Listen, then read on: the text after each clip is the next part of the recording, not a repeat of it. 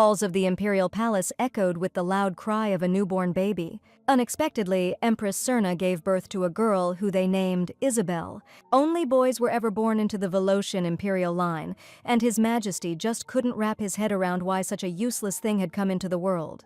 The little girl had a marked for doom sign on her hand, meaning she wouldn't live past 21. The emperor didn't give a damn and just headed for the exit. Looking at the girl, Serna apologized for bringing her into this world. The baby reached out to her, and the maids placed her in her mother's arms. Despite her age, she understood that she was perfectly fine. The heroine was pretty sharp and knew the future inside and out. She knew about the most powerful people in the world, about mages and magical energy, and even the names of the most famous business tycoons. It's all because this world was described in a novel she'd read 1,000,000 times in her past life. The Voloscian family valued strength above all else, and the heir's main goal was to continue the bloodline, and for 500 years only boys had been born into it. Even their family's fighting style was designed exclusively for guys, so being born a girl in that family was basically a curse. When she first woke up here, she thought it was a dream. Isabel was supposed to die at 21 according to the plot, but until then, she could just enjoy every single day. Her doting mom often comforted her, even though she was actually feeling totally awesome. Back in Korea, she was an orphan who had been battling cancer since she was 4. Despite her weak health, she had a razor-sharp mind and managed to get into a prestigious university. Everyone congratulated her, but she never really felt happy. Meanwhile, the Empress noticed that her daughter was reacting to her words as if she understood them.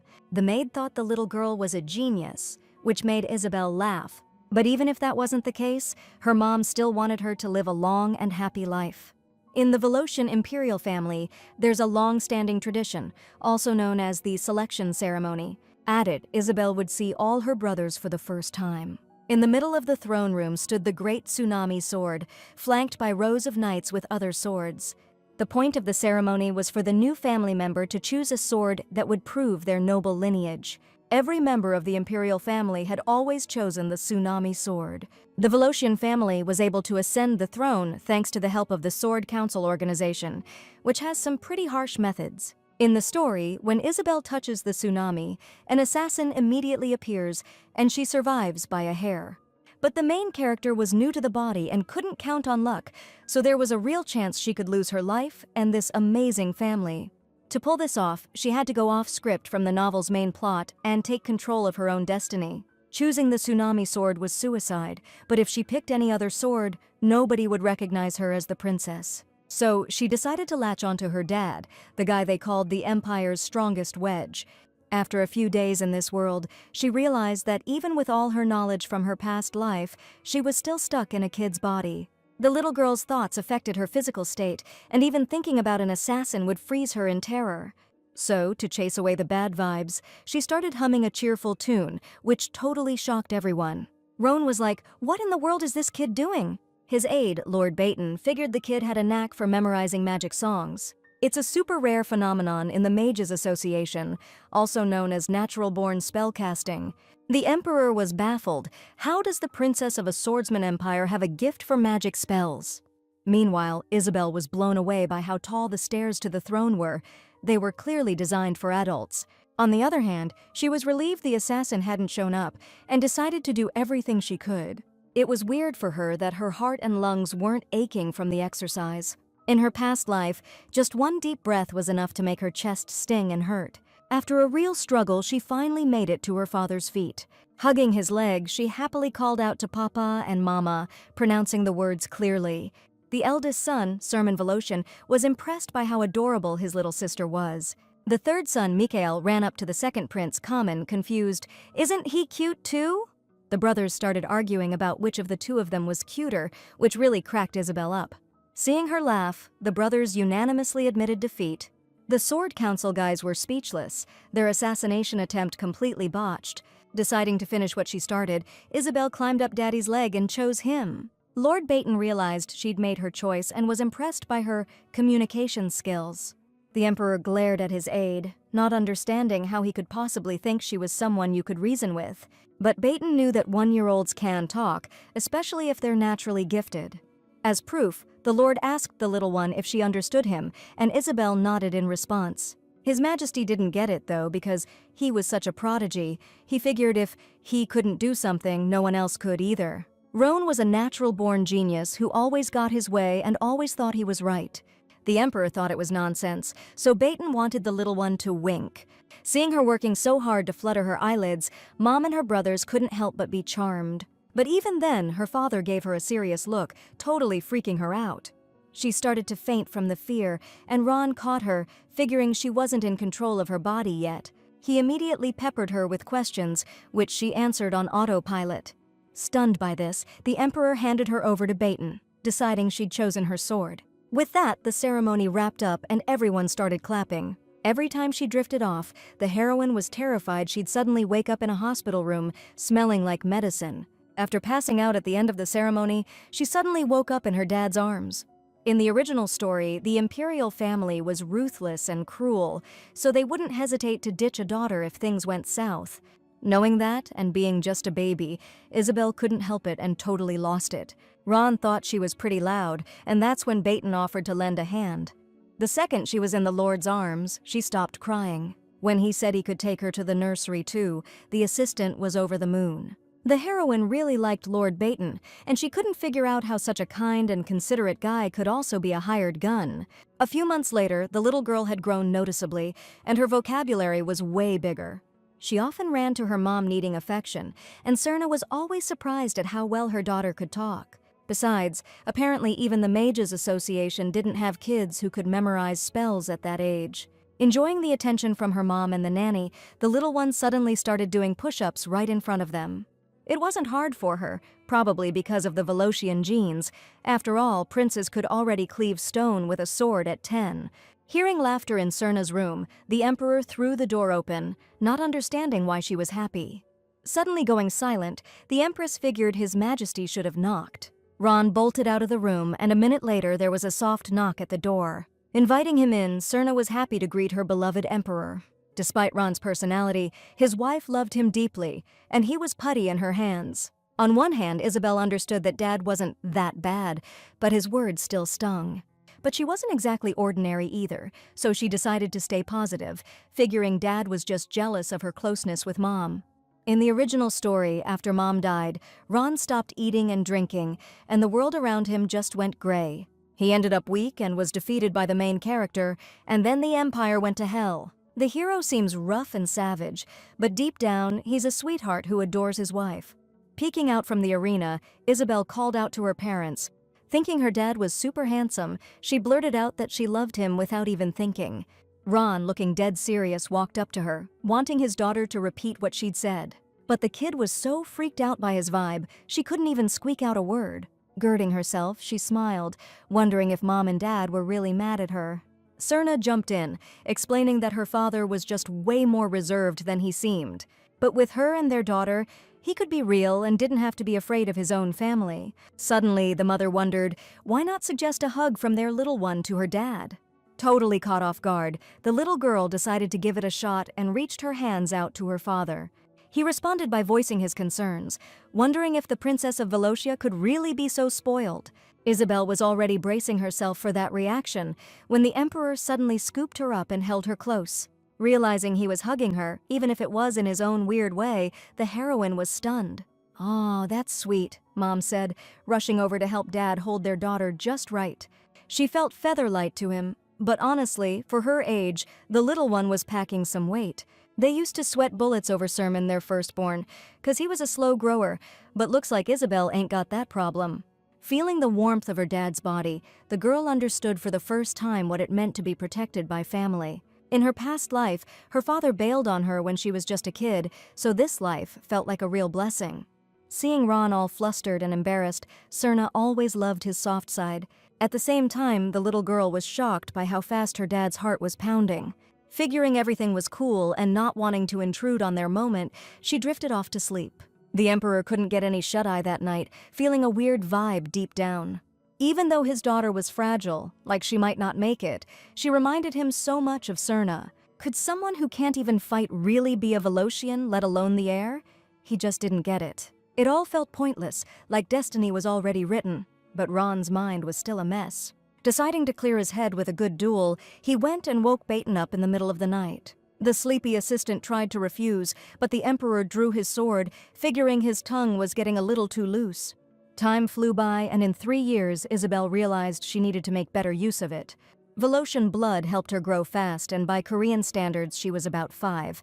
Lord Baton was assigned as her teacher, and he would be coming to her starting today. Expecting to see Professor Moliab as her teacher, the heroine was surprised by this news. He's an old professor who taught several generations of princes and, in the original story, was supposed to teach Isabel. Still, the Pope's assistant was a good choice too, because he was always a blast to be around. Baton was a swordsman from a family of mages, and he knew how to use magic to mess around with the princess. When the hero finally arrived, the little one gave him a proper curtsy, all high and mighty. Watching them greet each other so playfully, her mother stood aside, chuckling. Once they were alone, the heroine wanted to know why he was her teacher and not Moliab. Dramatically covering his face, the Lord was floored that she didn't like him. But Isabel wasn't buying his crocodile tears. That's when the hero thought she was amazing, because she'd seen right through his little act. But the kid figured out that all those complicated words were a test he'd set up for her to see if she'd understand or not. So now, since she didn't have much time left, she wanted to make a deal with him. Hearing those words, Baton froze, completely stunned. Whipping around to the maid, he couldn't believe some nobody dared to even mention the Narvadal seal in the princess's presence. Thinking he was a coward, the heroine demanded he stop picking on the weak. The hero figured it was a misunderstanding, 'cause he's strong, but the little one didn't get why he was talking to the nanny instead of her.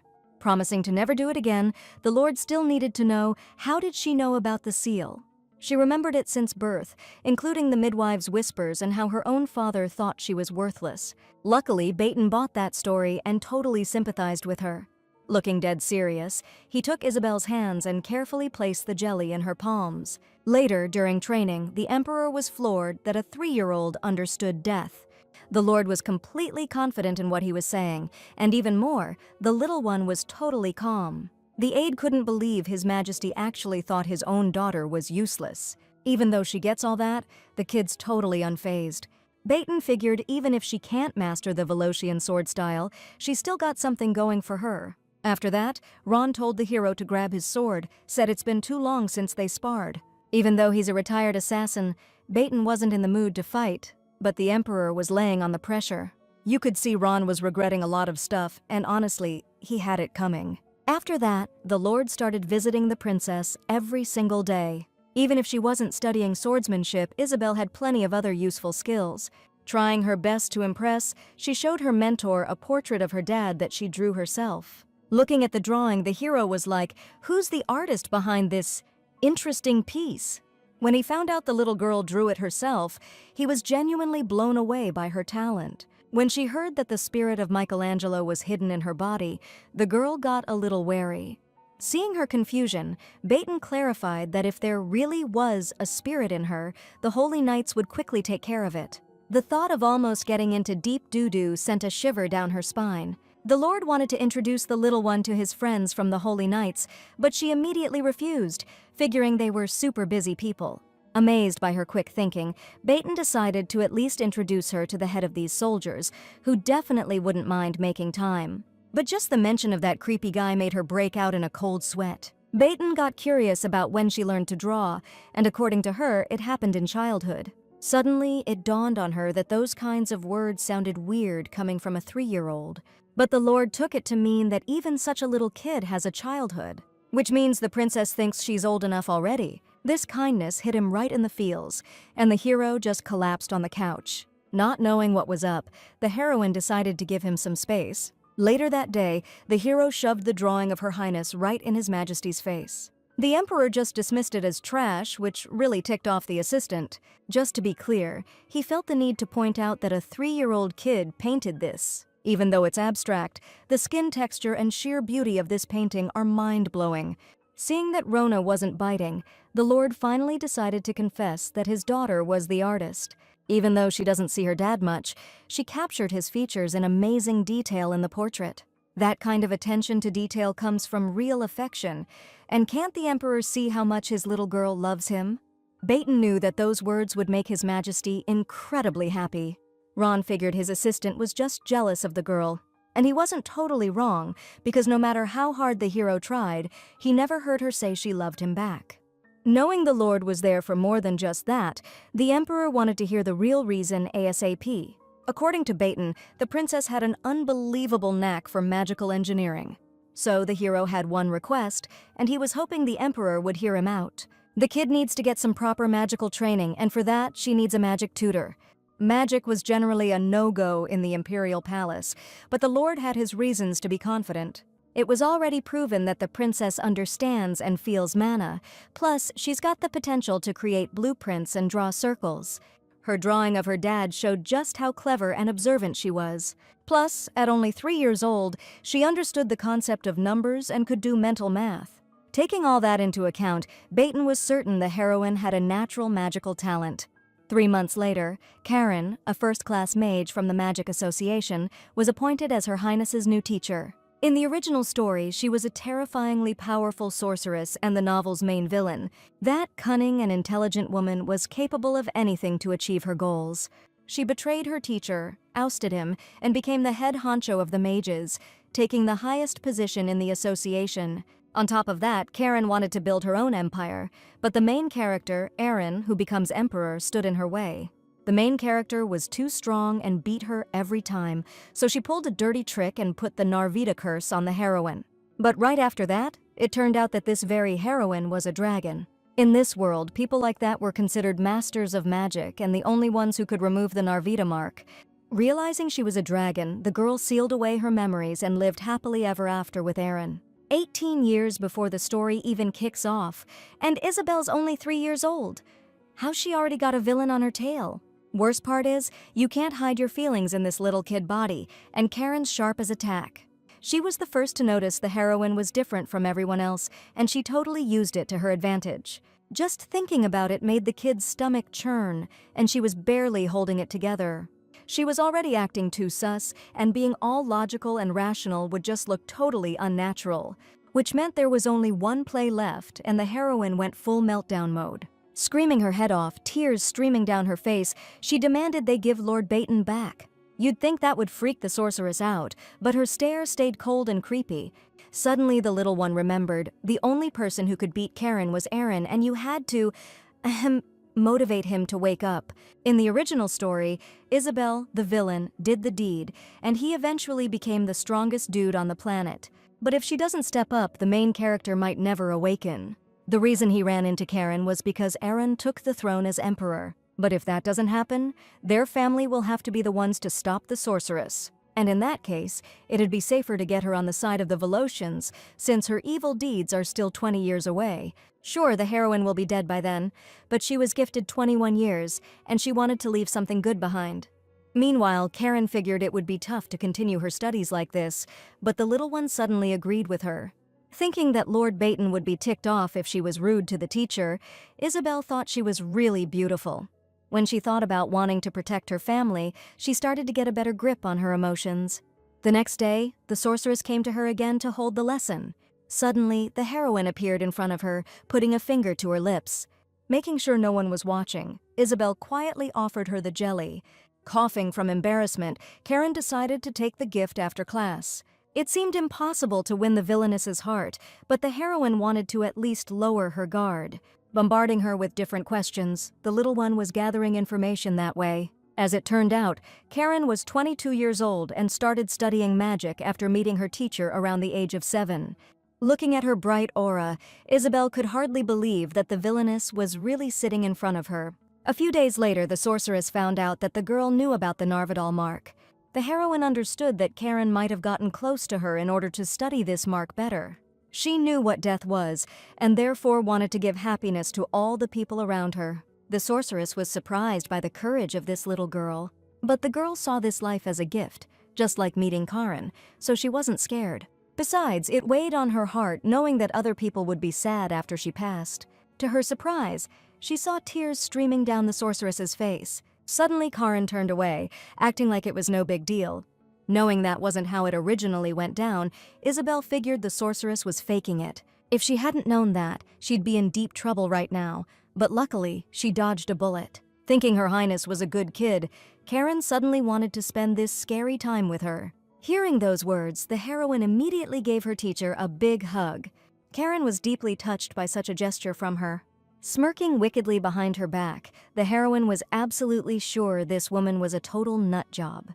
Her words made her blush, but luckily she managed to hide her expression. Originally, Karen got revenge on Wilhelm and took the top spot in the Magic Association. But after that, she was branded a traitor who killed her teacher, and that weakened her power.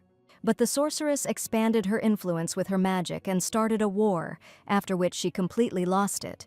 Meanwhile, Karen and Isabel finished with the basics, and it was time to move on to some serious training. After 6 months of training, the heroine was tasked with sensing mana and focusing it into a stone. She always wondered why she even started studying magic, since no one in the palace ever messed with that stuff. Placing her hands on the stone, she watched it light up and turn into a mana barrier. Karen was shocked that in just 6 months, the little one was able to pull off something like that. What's more, the sorceress had never seen such a powerful barrier in her life, shining with 5 colors at once.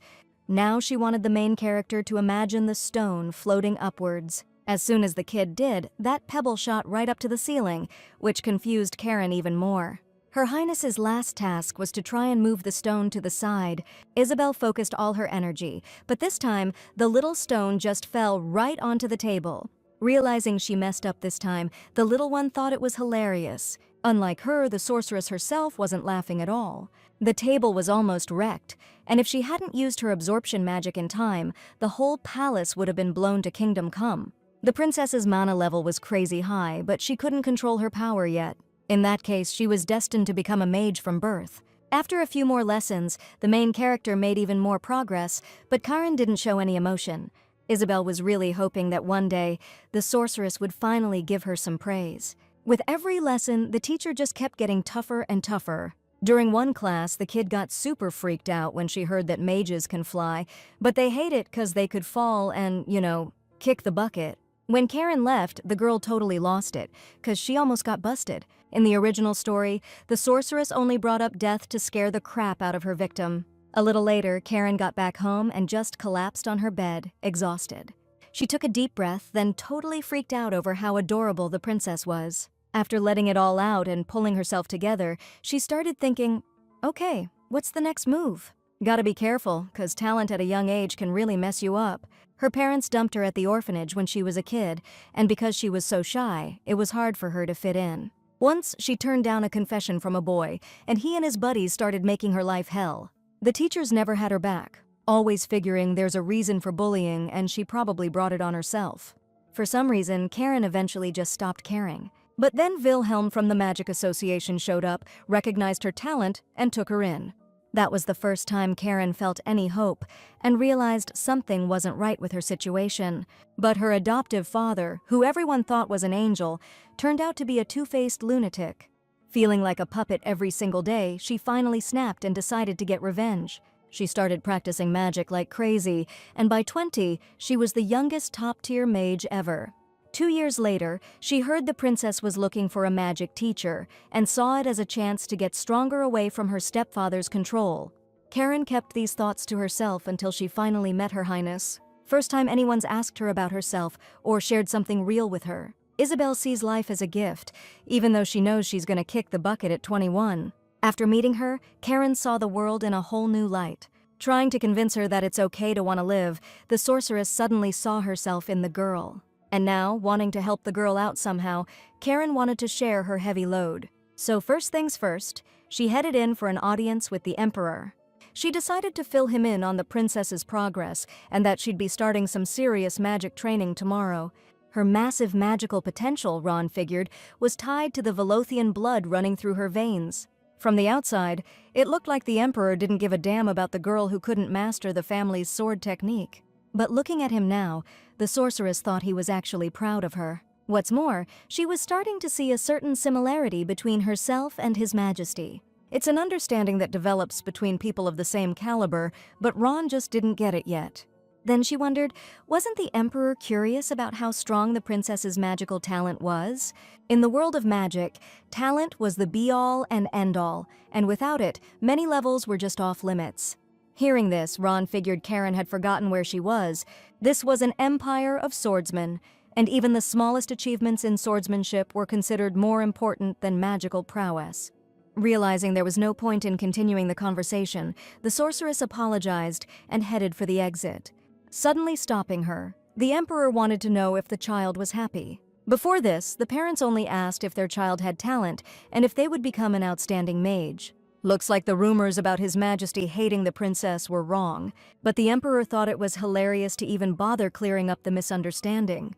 Karen was really impressed by Ron's strong personality. He just didn't give a damn what people thought. Their meeting went on way too long, and now the sorceress definitely had to get going.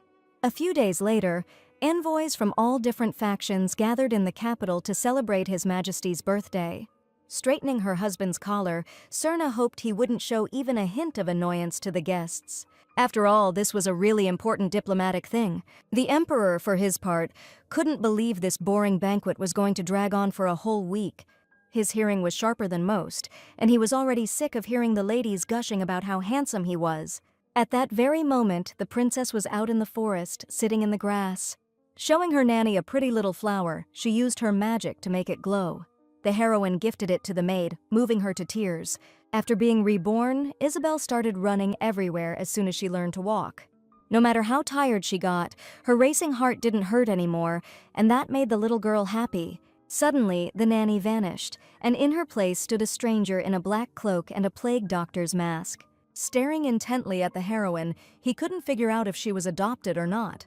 Hearing that she was the emperor's daughter, the stranger burst out laughing. If that were true, it'd be a real shame, meaning she's unloved if they didn't assign her any guards. Now the kidnapper wanted the girl to follow him willingly. Upon learning that he wanted to turn her into the greatest mage, the heroine was surprised at how clueless the stranger was. Since he can move freely around the palace, it means he's gotta be one of the invited guests. Add the fact that he's a skilled mage who's been hunting kids with extraordinary magical talent, and it's pretty damn obvious that's Wilhelm. Stunned by what he heard, the stranger acted like she had the wrong guy. But that was small potatoes, because the girl was already convinced he was a complete moron. What she meant was, Baton had already snuck up right behind him. Impaling him with his sword, the lord couldn't believe this dude dared to come here alone. Reaching under his cloak, the hero pulled out the terrified nanny. It was no surprise the enemy wasn't fighting back, since his body was just a magical projection. But he had zero chance because Baton was seriously good at digging up dirt. He wanted to make it crystal clear that he'd find the kidnapper and deal with him permanently. But instead, remembering the princess was right there, the hero decided to play nice and befriend him. With the projection gone, the lord was seriously thrown by how chill the heroine was. The kid just didn't get why she should be scared of anything, because she had total faith that Baton would always come to her rescue. Hugging her tight, tears in his eyes, the lord was blown away by how sharp this princess was. Now he had to head out on patrol, but first he'd get the knights. Isabel decided to play a bit. When you're a kid, playtime makes everything else fade away. Grabbing some flowers, she made a ring for her dad, who was at some fancy banquet. Even so, the heroine decided to give him the gift herself. Scooping her up, the maid carried Her Highness to the banquet hall herself. Seeing the maid carrying the girl, all dusty and wearing a beat-up dress, the guards blocked their path. Isabel, thinking that was totally out of line, ordered the soldiers to get out of her way.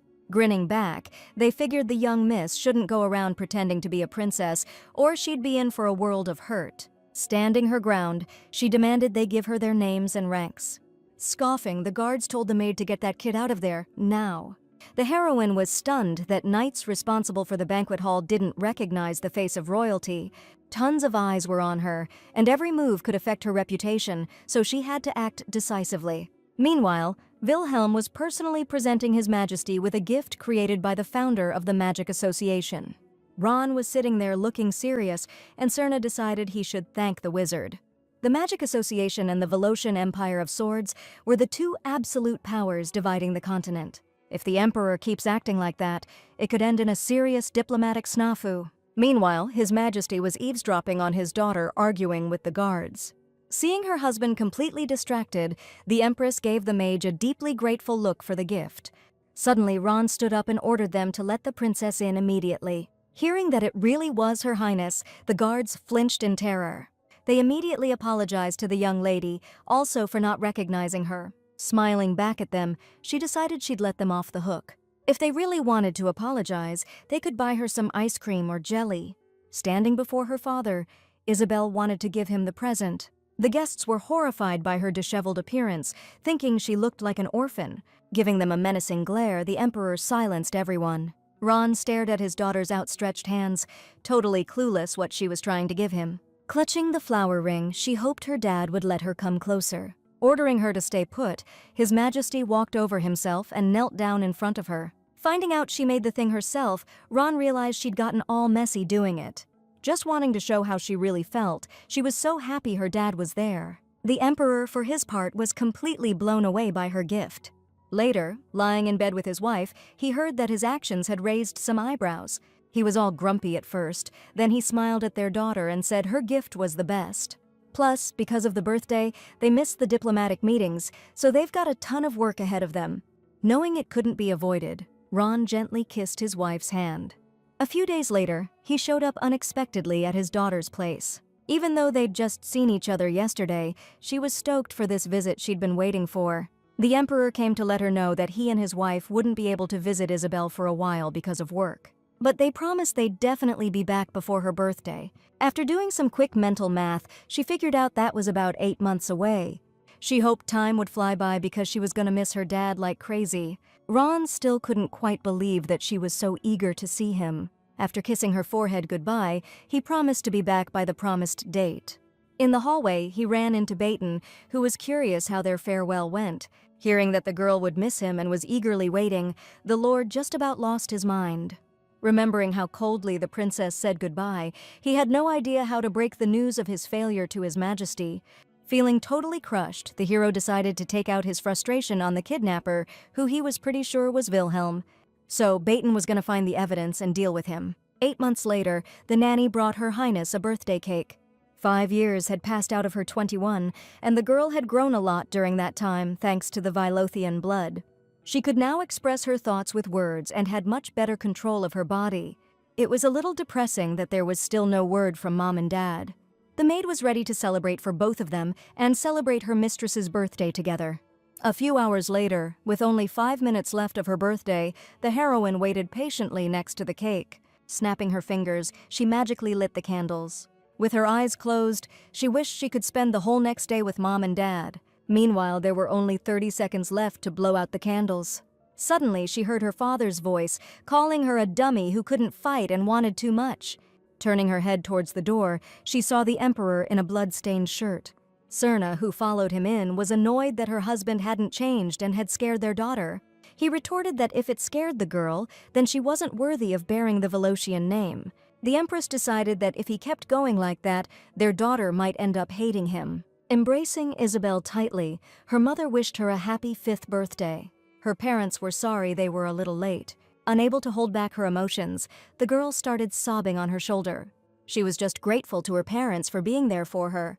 She loved her mother's hugs, they were so cozy and warm. It was a warmth she'd never felt in her past life. And after falling asleep in her mom's arms, Isabel woke up in her own bed the next morning. Rubbing her eyes and seeing her dad, she was super surprised. Calmly reading a book, the hero didn't understand why his daughter was being so casual with him. Apologizing, the heroine addressed her father more formally. Hearing that formality wasn't always necessary, she decided she'd call him Dad in private. However, Isabel realized she was already 5 years old, and grace and dignity were important for a princess. But the emperor still thought of her as a kid, especially after she had a good cry the day before. That's when the girl realized she was truly happy because her dad was there. She didn't even notice he'd been sitting with her all night. Ron was the Empire's strongest warrior, and the book said his mana was like a whole universe. He once fought for 2 weeks straight without sleep, so staying up one night was nothing for a guy like him. Still, Isabel hoped he'd get tired every day so they could hang out more. The Emperor was like, does she seriously want her own dad to be totally burnt out all the time? So the girl figured maybe he could get tired at least once a year on her birthday. Hearing there were only 16 left, the hero's face suddenly dropped. He decided to tell Karen to give Isabel some extra math lessons. I mean, 16 was a seriously small number and that's all she could count? Just thinking about it wore Ron out, and looking at his daughter, he felt exhausted. He was also tired of wondering how the hell he could prolong her life. The Emperor was starting to wonder why this seemingly worthless time was so precious to him. Ron decided that from now on, he'd work himself to the bone. Later, the heroine learned that her mom was away on a business meeting with Duke Rothschild. And today, the Emperor himself would be escorting his daughter to the palace arena, where she'd be living. Hearing this, Isabel was absolutely thrilled. Until the age of 5, children of the imperial family grow up in a separate palace, after which they move to the palace arena. The heroine eagerly anticipated meeting her brothers, whom she had seen at the ceremony. However, only the youngest prince, Mikhail, was supposed to be living in the palace right now. The other princes were away. Not wanting to get caught up in court politics, the girl decided to start getting closer to Mikhail. At the palace entrance, they were met by Delza, who respectfully greeted His Majesty. She was the head manager of this place and a loyal subordinate to the Emperor. The woman was surprised that His Majesty personally escorted the princess. Happily greeting Madame Delza, Isabel introduced herself with a bow. The woman figured she didn't need to bow, but the girl disagreed. She knew that this very lady had saved her dad's bacon on Misery Hill 10 years ago. Ron was in really bad shape, and Delza rushed to him, taking out 37 enemies. She got a silver star for it, but skipped the awards ceremony, so our girl just treated her with the respect she'd earned. She was a legendary swordswoman, commander of one of the strongest units, nicknamed the Black Whale.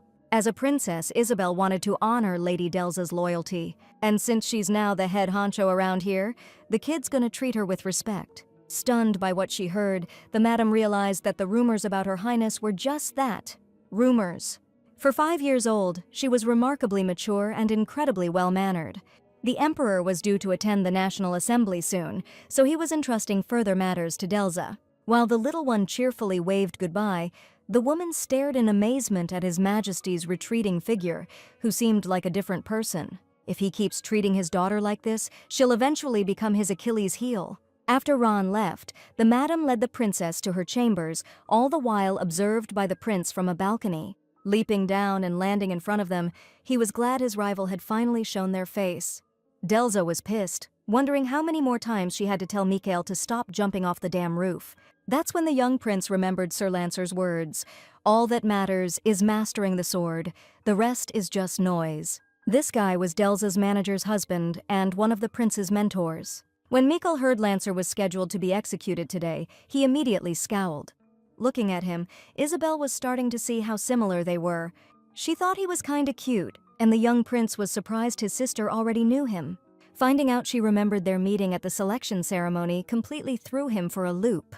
He demanded proof, but she didn't need it, because she was telling the truth. Delza knew that if the princess kept going like this, the prince would just dig his heels in even harder. Suddenly, Isabel decided her brother was actually pretty tough and awesome. Truth is, he was more cute than cool. Hands on his hips, all serious. He decided he'd introduce his sister to his buddy next time. The manager was floored by how easily the prince caved. Usually he's such a pain. A few days later, the main girl realized that even after moving, her life was still the same old grind. Plus, she got a new teacher named Lancer, who also happened to be a fencing coach. He knew the girl couldn't master the Voloshian technique, and as a princess, she couldn't learn any other style. Thinking they could play house, he felt his wife's death glare burning into him. She was like, what the heck is he doing right now? Shouldn't he be teaching fencing? Trying to explain himself, he got an earful about acting professional at work. Even Isabel was getting the chills from how ticked off she looked. Remembering it was Mikhail's fencing lesson, Lancer totally lost track of time. Suddenly, the young prince showed up, figuring he had a pretty good excuse for being late. From that, Delza figured they both spaced on the lesson. Showing off the critter hanging on his shoulder, Mikhail decided she was the one who wouldn't let go. This was the very friend he wanted to introduce to his sister. Turns out it was a honey badger, radiating some seriously weird magical energy. According to the prince, this little guy took on 5 lions, all by himself. The lions were super aggressive, so Mikhail had to jump in and help his buddy out. So, the reason he was late was a noble rescue mission, and he was hoping for some understanding. Praising him for his bravery, Lancer decided that deserved a reward. Both heroes kept glancing nervously at the manager, Delza, making it crystal clear who really ran the show in that house. So, the heroine decided to walk right up to her and suggest they grab lunch together. Lessons with Karen continued too, and they were already diving into some seriously advanced magic. Isabel was getting a weird vibe. The sorceress was paying way too much attention to her. She was probably up to something, maybe even siphoning off her life force for some twisted experiment. During one of their lessons, the girl got curious and wondered if Karen knew anything about honey badgers. She was wondering if those animals ever experienced a major magical distortion. It usually happened when they ate a magic stone I'd filled with my own power.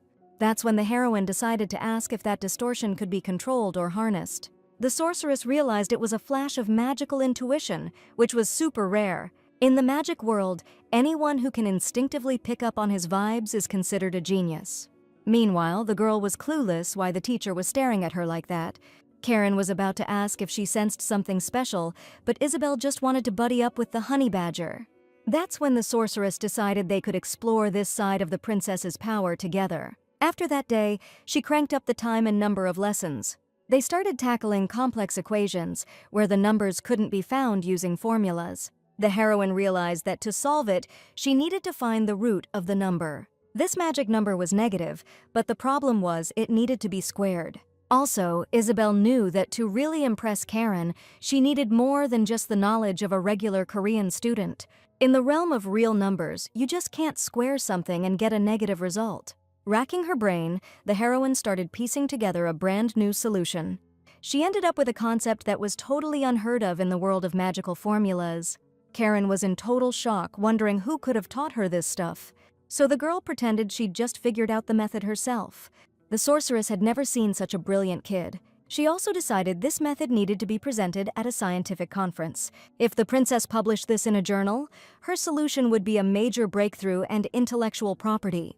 Figuring Karen wanted to snatch her away under the guise of a conference, the heroine wasn't having it. The sorceress, bewildered, cried out, wondering where the girl's ambition had gone. Actually, Karen had a pretty good idea why Her Highness wasn't chasing fame and glory. For the girl, the time she got to spend with her nanny and family was way more precious than anything else. At that moment, our girl couldn't figure out why the sorceress looked so bummed out. Karen decided to head to the conference herself and publish the method under her own name for now, then transfer it to the girl later. Isabel agreed with a smile, relieved she'd dodged a bullet there. Looking at her Narvadal mark, the teacher decided she'd save her student, even if it cost her everything. After a while and a whole lot of searching, Mikhail finally tracked down his pet. But the honey badger bit his finger, and according to his sister, the little dude just didn't like him. The hero was stumped. How could she know what that animal was thinking? The heroine combined the honey badger's mana with a magical formula and whipped up a little spell. To show it off, she coaxed the critter onto her hands. Honey badger jumped right into her arms, looking at the girl with the most adoring eyes. Getting a better grip on him, Isabel used her new spell. Suddenly, a caption popped up next to the little guy's head, and apparently, he didn't like the prince. Mikkel was floored by the twist and also found out the honey badger never considered him a friend. Instead, the little critter just saw him as a walking food dispenser, which totally stunned the young prince. Giving him one last chance to redeem himself, he saw a caption that the honey badger thought he was a moron. At the same time, he recognized the girl as his protector and owner. The heroine wondered, was this magic really that effective? Or could anyone do it? Suddenly, the little guy wanted her to give him a name. After thinking for a moment, the girl decided that from now on, he would be called Kim Honey Bee. Damn, Karen was floored that the princess could actually write down what the honey badger was thinking.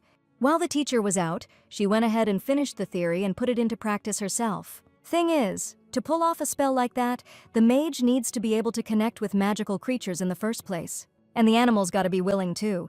But seriously, is this honey badger that smart? No way. Which means the princess's special power amplified the little dude's feelings and made him understandable. That meant the kid was way more of a prodigy than anyone realized. After giving her some well-deserved props, Karen was itching to see what Isabel would do next. Kim Honey Bee was all warm and cuddly, and he was great to hug. But as soon as Michael was done with his lessons, he'd snatch him right back, which really ticked the little guy off. The nanny was surprised that the honey badger was so nasty to everyone except the young lady. The girl herself just thought he was a good friend, just a little shy. Remembering that Kim Honey Bee was super sensitive to the cold, she decided to study up on some chilling spells. After a while, the prince couldn't believe this ungrateful little furball was trying to scratch him. He lunged, ready to attack first, but the critter suddenly jumped straight up. Looking at him, Michael suddenly saw a flash of light, and the honey badger vanished into it. Figuring his buddy could teleport, he was totally stoked. Meanwhile, Kim Honey Bee found himself standing in front of the entrance to a huge cave. A woman's voice decided it was time for Aaron to embrace his true form. The honey badger started transforming into a boy with black hair. The black dragon Camellia was happy that her son was finally coming into his own. The kid couldn't remember a thing, but she figured that was normal. He was just a 100-year-old baby dragon after all, and needed to keep his mind sharp. Camellia put her hand on his head, hoping he'd let her peek into his memories. The clearest memory was meeting a little, blonde-haired girl. Smiling, Camellia decided her son had a pretty great experience. Later, he learned from his mom that to become a good adult, he needed to keep doing these transformations. She remembered that a long, long time ago, there lived a black dragon who called himself the embodiment of destruction, annihilation, and stealth. Dragons are born predators, and they can easily rule and use magic. One day, the embodiment of destruction, annihilation, and stealth got bored. He didn't know how to shake it off, so he decided to show the world what he was capable of. But one day, the black dragon just stopped destroying everything. Turns out, a sweet guy showed up, gave him a ring, and promised to make him happy. Sounds crazy, but this creature of destruction, annihilation, and stealth thought he was cute, even kind of funny. The moral of the story? Cuteness is a terrifying power, capable of stopping total devastation. After that, the dragons realized the kind of trouble that could brew if a young'un had near unlimited power. That's why they made a law that little dragons like Aaron gotta go to school. Living as other animals became mandatory, so they could understand and empathize with other creatures. But for the full experience, the dragon's mind has to be temporarily wiped. If he remembers everything, his dragon core could crack, so the memories of transformation are sealed away. Out of the blue, Aaron asks his mom, "So what's a Kim Honey Bee anyway?" Turns out those words just popped into his head. His mom thought it was super weird, but knew he shouldn't remember any of it. Later, after hearing Lancer's story about the black dragon, she got seriously freaked out. She didn't even know why she was so scared, but it felt like that dragon was close by. She decided to ask if that monster was even still alive. Lancer said there was nothing to worry about, 'cause the black dragon himself promised not to do anything bad and even started helping the soldiers. Besides, the guy in the story was the first emperor of Velocia, and that black dragon became his guardian, secretly protecting the royal family. It was an interesting story, but Isabel didn't remember anything about a guardian dragon in the book. Plus, protecting the royal family was her dad's job. Later on, she brought Michael a crystal, the one he almost cracked his teeth on. All I had to do was pump mana into this magic stone, and a freezing wind would blast out. Since this world's a powder keg, everyday magic isn't as developed as combat magic. Maybe that's why Isabel's so interested in exploring this area. That night, Baton, finally back home, set foot in the Imperial Palace Arena's underground vault. He sensed a strange mana in the air, like it was frozen in place. The next day, the Emperor wanted to know how the hero's investigation went. No matter how hard the Lord tried, he couldn't find any evidence, so he tried to grab him and rough him up. Even if Wilhelm's innocent, it had warned the real culprit, and Baton never liked that mage anyway. Just think about the way that guy looked at the princess during the gift-giving ceremony. That greedy, filthy look he gave Isabel was easy to spot. The Lord was thinking he should have gouged his eyes out back then and shoved him where the sun don't shine. Also, the hero remembered getting back to the palace and finding the entire underground vault was frozen solid. It didn't seem like a planned crime, more like someone's mana just leaked out uncontrollably. And from the looks of it, the princess's mana was what caused the vault to freeze over. Baton expected the Emperor to blow a gasket, but Ron stayed cool as a cucumber. This wasn't just some ice magic or a side effect. I mean, the vault froze in the middle of summer. Considering how big the vault is, it was insane to think a simple mana leak could cause that much trouble. That meant the princess's natural talent and the quality of her mana were off the charts. In other words, the girl was a total prodigy, a diamond in the rough. For Ron, that was just how it should be. She was his daughter after all. Stunned by that answer, the Lord was reminded of every father's conviction that his daughter is the best. Now he understood why Her Highness loved the Emperor more than him. The 5th winter was approaching and time was flying by, but Isabel hadn't even noticed. Karen hadn't returned yet, so she started studying magic on her own. The girl got even busier, but the theory of magic and the formulas were so interesting that she lost track of time. She also heard that Wilhelm had disappeared, and could that somehow be connected to Karin's absence? But now wasn't the time for dark thoughts. The heroine didn't have much time left and needed to focus on the present. Suddenly, Mikkel ran up with Kim Honeybee on his shoulder, who wanted to go sledding with his sister. Isabel had never tried doing that before, but according to her brother, it was fun. Then she wondered if they would build a snowman, and the prince decided they would only do it for her. Totally stoked, the girl decided to put her trust in her brother. But Delza blocked their way to the slides, knowing they couldn't leave the palace without an escort. Lancer, rushing to their aid, was itching to go with them. But the madam didn't even bat an eye, completely ignoring her husband's words. No matter how much he begged, she knew his real motive was just to goof off with them. Suddenly, Baton showed up, hoping the manager would trust him. The heroine was genuinely happy to see her teacher for the first time in forever. Picking her up, the Lord wondered, how did she manage to get even cuter? He nearly died from missing her, and the girl missed him too. She was even a little bummed because the last time, Baton left without even saying goodbye. Just then, a loud heartbeat boomed from the Lord's chest. Did he not realize this freaking thing was latched onto his head? Seeing it was a honey badger, she immediately grabbed it and apologized to the hero. You could tell by Baton's face he was about to off this punk. Changing the subject, Isabel hoped Delza would let her and the Lord go. With a heavy sigh, the madam saw no other option but to agree. Still, she hoped Baton would take good care of the kids. So, for the first time in both their lives, the heroine went sledding. But soon, standing at the top of a massive mountain, she realized she'd seriously underestimated the third prince. Shaking with fear, she never imagined they'd be sledding in such a dangerous place. What I don't get is, who even thought to open a teleport gate here? These gates are magical devices that let you teleport instantly, and they cost a fortune to build. And the upkeep is insane, so even the palace only has a few. So why put one on a mountain peak? Clinging to Baton, the girl was terrified of the height. The hero immediately scooped her up, and the princess ordered him to never let her go. The Lord decided he wouldn't, even if she asked him to. Unlike her, Mikkel thought this kind of sledding was a blast. Deciding to show his sister how it's done, he took off down the mountain on a sled, racing a honey badger. The heroine didn't get why they were taking this so seriously. Without even taking a single ride, she just went back home in the Lord's arms. After landing in the palace, she figured she only survived thanks to the hero. The girl knew it was crazy expensive and complicated to build teleportation gates on a mountaintop, so she didn't get why they'd even bother putting them way out in the sticks like that. Once again, the Lord was blown away by her deep knowledge. As for her question, the reason was simple. These were the Elbray Mountains. Recognizing the name, Isabel knew that meant they bordered the Mutanian territory. The Elbray Mountains were a massive mountain range way up in the north of the continent.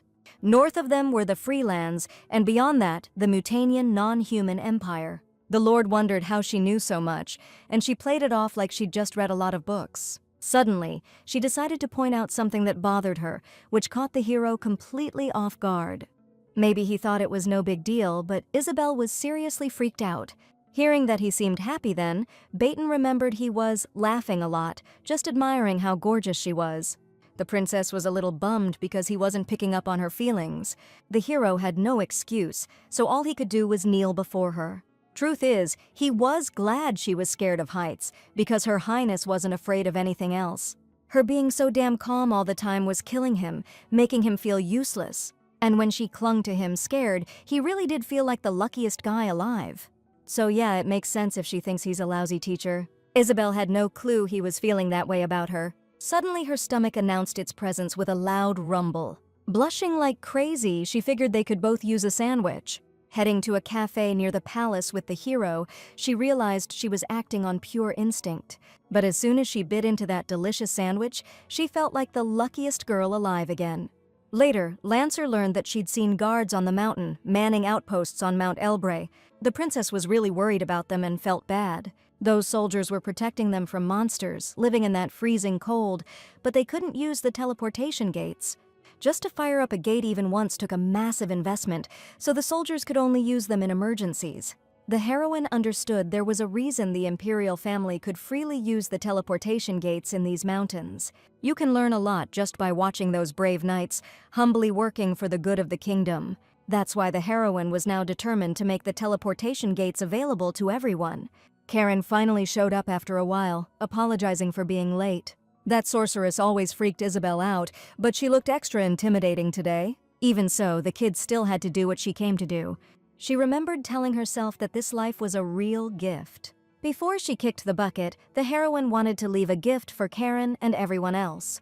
Basically, she wanted to leave something behind that would remind people of her. The girl sincerely hoped she'd only leave good memories with everyone. Just a few days ago, she was sledding with her brother in the Elbre Mountains. After that, she decided to create something that would help people use the teleportation gates more often. Karen was touched by her good heart, but unfortunately with the current tech, it was a pipe dream. But the heroine did it anyway, and held out the magic stone as proof. Taking it, the sorceress felt a blast of cold air coming from the stone. Noticing something weird, she realized she hadn't taught the princess this. The heroine figured you could change the mana flow from constant to alternating. Karen was like, how's she gonna convert a linear flow? That's the basis of all magic. Instead of a long explanation, Isabel decided to show her the blueprints. Looking at the complicated diagrams and dense jargon, the sorceress knew this was some heavy stuff. The girl used alternating current, which changes its shape over time. It makes it easier to boost or weaken the magic pressure, so you can create a more delicate magic circuit. That'll make controlling teleportation gates super efficient and cut down on the mana cost when you activate them. The sorceress realized her student had applied the theory to the magic stone. By using minimal energy, she'd slashed the cost of generating cold air. And Isabel wants to use the same principle to fix the problems with the teleportation gates. No one ever even considered it before, which means she really is a freaking genius, blessed by the gods themselves. The girl was used to seeing Karen scowling, and only now noticed she actually knew how to smile. Later, the sorceress went to see Lord Baton, which totally threw him for a loop. Hearing she wanted to discuss something, he just gave the uninvited guest a look like he couldn't care less. Unless it had something to do with the princess, he didn't even want to hear it. But when he heard it did concern the princess, he quickly let Karen in and personally brewed her some tea. Thinking he was off his rocker, she just wanted the Duke to chill out and sit down across from her. First off, she wanted to know if there'd been any weird magical stuff happening around the arena lately. Baton remembered that not too long ago, Her Highness's mana froze the entire basement solid. From here on out, Karen needed the Lord to listen up real close. Those side effects he mentioned, they can pop up when you're using the constant flow method. If they can systemize this, the princess could get an award from the Academy. Baton was sitting there all calm and collected, even though he used to jump for joy whenever he heard about the girl's wins. The hero figured he'd grown up and gotten experienced, so he wasn't so easily impressed anymore. The sorceress was skeptical about what he was saying, and he wanted to hear what she decided. She needed help from a more seasoned wizard to flesh out Princess Isabel's theory. More specifically, she needed a mage who understood magical concepts and basic theory, plus had some engineering know-how. As far as Karen knew, the only person strong enough to pull this off was Wilhelm. The Lord realized she was talking about that rat who'd been hiding from him. Wilhelm tried to snatch the princess, and Baton was gonna make him pay, but he bolted and went into hiding. Looking at the sorceress, he sarcastically called the mage a great foster father, you know, what with the kid snatching and all. Karen knew Wilhelm needed her for a bunch of stuff, and if she looked for him, she'd find him. On the run, he needs her even more, so she decided to go to him. Even though every second with him felt like winter, Karen was determined to protect the spring she'd found at the end of it. The next day, she went to the princess's chambers to say goodbye before she left. After knocking on the door, the sorceress announced her arrival to Her Highness. But the second she opened the door, the blade of a sharp weapon was pressed against her neck. Looking at Lord Baton's menacing face, she couldn't figure out what the heck was up with him. Turns out he was following the princess's orders, stop the mentor from leaving no matter what it takes. Seeing him put away his sword and pull out rope, Karen was even more stunned. Calling out to the princess standing aside, the hero wanted her to help him out. He figured the sorceress was too strong, and he couldn't handle her alone. Taking the rope from his hands, she approached the bewildered Karen. Under the Lord's watchful eye, the girl started tying up the sorceress's hands. The result? The best knot the hero had ever seen, hands down. Turns out Isabel had heard she was planning to go see that no-good Uncle Wilhelm and wasn't about to let her. Catching the sorceress's reproachful glare, the Lord just mentioned she was planning on visiting that guy. The kid wouldn't let her go because that guy gave off seriously bad vibes. The first time our girl met Wilhelm, she got the creeps so bad it was unreal. Around him, Karen's definitely gonna turn into a villain. She still wanted to go, but the little one decided it was a no-go. Showing her the tied ribbon, she wondered, did her mentor really not like it? Just in case, Karen had to ask, was she stuck here because she was tied up? Turns out that was exactly it, and the princess basically declared the sorceress was hers. Unable to resist that kind of charm, the sorceress obediently agreed. After that, she went back to her room, and our girl was left alone with the Lord. The kid didn't want Karen to leave, but she understood why she had to. That's why she wanted to introduce her to someone better than Wilhelm. There's this eccentric engineer named Taslan who got kicked out of the Mages Association. He's a brilliant magical engineer who's going to become the main character Aaron's partner down the line. They exiled him to the Elbray Mountains, but he's actually living it up, studying magical engineering. The princess was sure this guy could help Karen out. Thing is, the Elbray mountain range is huge, so finding him might be a pain. But the hero agreed right away, no questions asked, which is why the girl loved him so much. Meanwhile, the emperor was practicing his swordsmanship at the training grounds. Just then, his aide showed up, bringing His Majesty an urgent report. Looks like the Lord might have to bend the rules about keeping an eye on Wilhelm. Since he's stepping out on the princess's errand, we gotta find a worthy replacement. Even with that hanging over him, Ron agreed way too easily, which totally threw the hero for a loop. Getting ready to head to the Elbray Mountains, Baton was hoping he could snag permission to teleport. He got the okay right away, and thinking he could push Ron's generosity, he also asked for a raise and unlimited portal access. That almost got him fired on the spot, and after eating some humble pie, he headed out on his mission. That night, the nanny tucked Her Highness safely into her crib and kissed her forehead. Everything went smoothly today, and Isabel hoped she hadn't said too much when she stopped Karen. Alone now, she closed her eyes, trying to relax when she suddenly heard a gust of wind. Turning towards the sound, she was shocked to see the window wide open. Knowing the nanny closed it before leaving, the little girl felt a shiver run down her spine.